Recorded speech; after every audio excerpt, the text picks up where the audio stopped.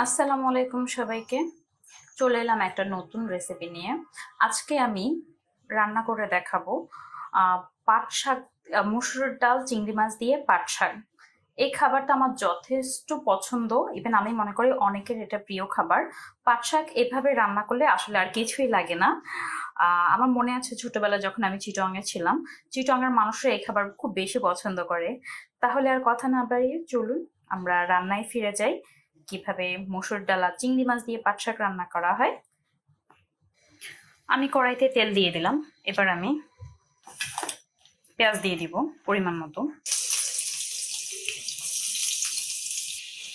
পেঁয়াজটা একটু ভাজা হলে আমি বাকি মশলা অ্যাড করব। আগে আমরা পেঁয়াজটা একটু ভেজে নিই। আমার পেঁয়াজটা ভাজা হয়ে গেছে। এবার আমি এখানে লবণ দিয়ে দিলাম। এবার আমি মরিচ দিব, হলুদ দিলাম,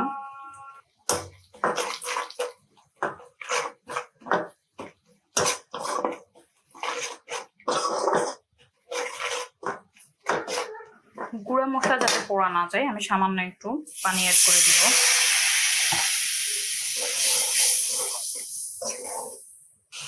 এবার এতে আমি 1 চামচ রসুন দিয়ে দিলাম, হাফ চামচেরও কম আদা এবং হাফ চামচেরও কম একটু জিরা দিয়ে দিলাম।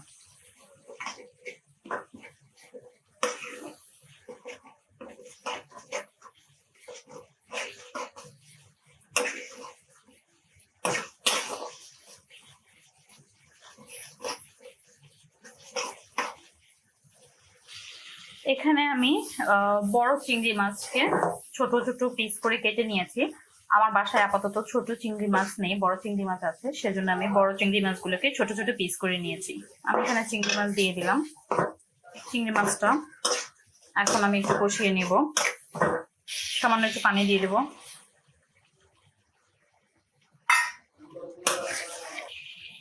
আমি এখানে 3টা কাঁচা লঙ্কা অ্যাড করে দিলাম। ঝালের বিষয়টা আসলে বলার কিছু নেই, এটা যে যেরকম ঝাল খায়, খেতে পছন্দ করে খায়, সে সেরকমই দিবে। আমার চিংড়ি মাছটা কষানো শেষ। এবার এখানে আমি 1 মুঠ ডাল অ্যাড করে দিব।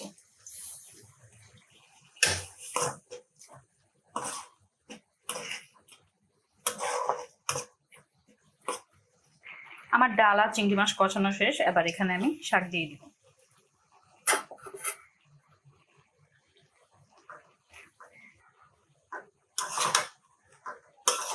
শাক দিয়ে দিলাম। এবার আমি মশলা চিংড়ি মাছ আর ডালের সাথে সবগুলো ভালোভাবে মিক্সড করব।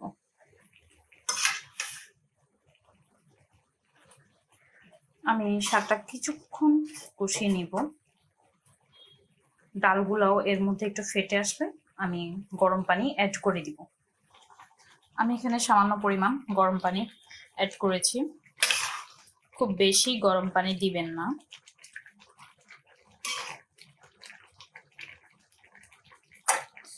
দেখুন আমার শাকটা অলরেডি হয়ে গেছে। এবার আমি চুলাটা বন্ধ করে দিব। শাকটাকে সুস্বাদু করার জন্য এখন আমি একটি কাজ করব।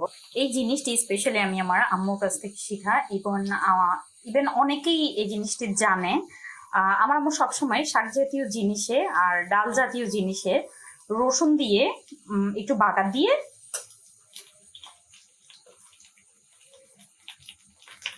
শাকটা হয়ে যাওয়ার পরে রসুন দিয়ে বাগার দেয়। সেটা শাক জাতীয় সব শাক আর ডাল জাতীয় জিনিসগুলাতে আম্মু সবসময় দেখি এই কাজটা করে, রসুন দিয়ে বাগার দেয়। ইভেন এটাতে জিনিসটার স্বাদ এত বেশি বেড়ে যায় যে বলার বাইরে। তাই আম্মু থেকে এই জিনিসটা শিখা আমার।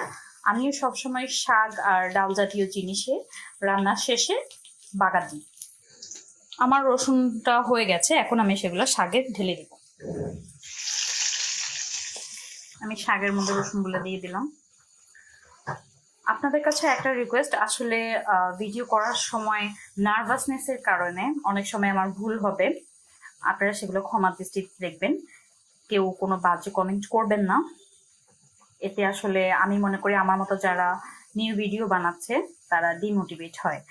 তো এই জিনিসগুলো আপনারা একটু ক্ষমা দৃষ্টিতে দেখবেন। অনেক ভুলই হবে আমার এখন, কারণ আমি তো আসলে প্রথম বানাচ্ছি।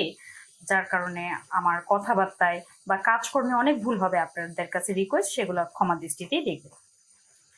এই যে দেখুন, আমার শাক রান্না অলরেডি হয়ে গেছে, এখন আমি চুলা থেকে নামিয়ে নিব। দেখুন, আমার পাট শাকটা হয়ে গেছে। আমার বাসায় আমি সবসময় পাট শাকটা এভাবেই রান্না করি, আর এভাবে পাট শাকটা রান্না করার ফলে অনেক সুস্বাদু হয়। আপনারা চাইলে ট্রাই করতে পারেন। ওকে, সবাই ভালো থাকবেন। আল্লাহ হাফেজ।